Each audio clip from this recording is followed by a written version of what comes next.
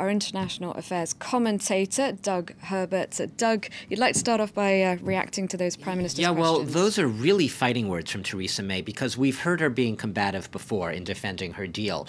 In the past, the narrative from Theresa May has been the sort of choice between her deal or no deal. It's been that opposition.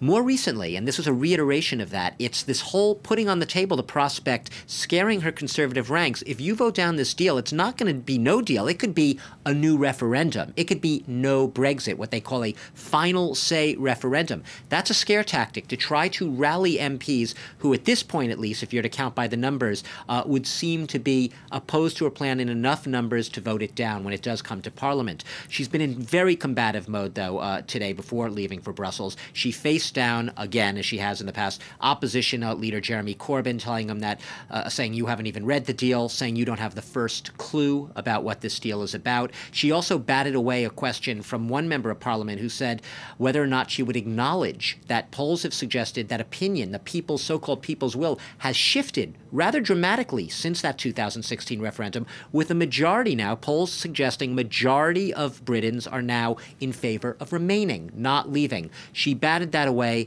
saying once again, invoking the people's will, saying the people voted once, that is what democracy is, and that is what we are now going to have to deliver on. So she goes to Brussels, having seen off her opposition, because they don't have the votes for now, and they've admitted this, to have a leadership challenge, and she's going there basically to try to finalize this deal.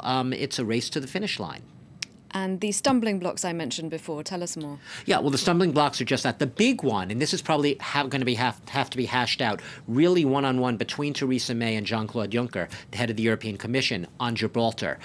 Spain basically wants Gibraltar to be excluded from any final agreement. And Britain wants to have that absolutely within the realm of that final political declaration, that final agreement. But let's remember, these talks today are not about changing the terms of the withdrawal agreement. That is something that's done and dusted, according to the European Union. They are not open to reopening the negotiations on that. What she is there for today is to put the final finishing touches on the so-called political declaration, a declaration that will outline in broad terms the nature of the future trading relationship between the EU and between the UK after Brexit. And those are the terms of which you were just talking about. Gibraltar being a giant stumbling block, but also things like fishing rights. European countries, including France, Netherlands, Denmark, really pumping for European fishermen to have access to British waters, fishing waters, after Brexit.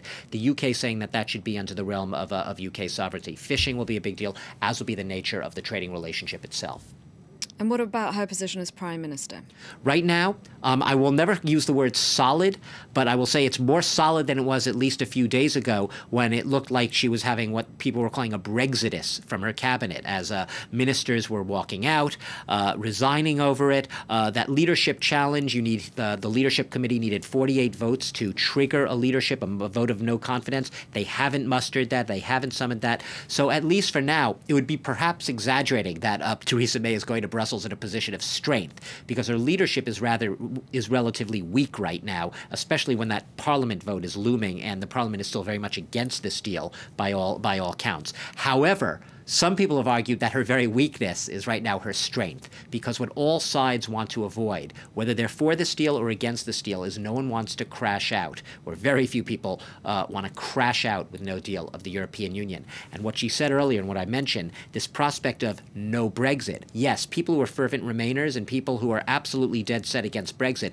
they'll welcome that threat of no Brexit. They will say, bring it on. That's exactly what we want. But within her ranks, and this was directed at her conservative ranks, when she uses those words saying no Brexit is a possibility if you don't back my deal, those are words that are meant to rally her Conservative Party, her Tories around her, and to avert the prospect of her deal being voted down in Parliament next month. All right, thank you very much for your take.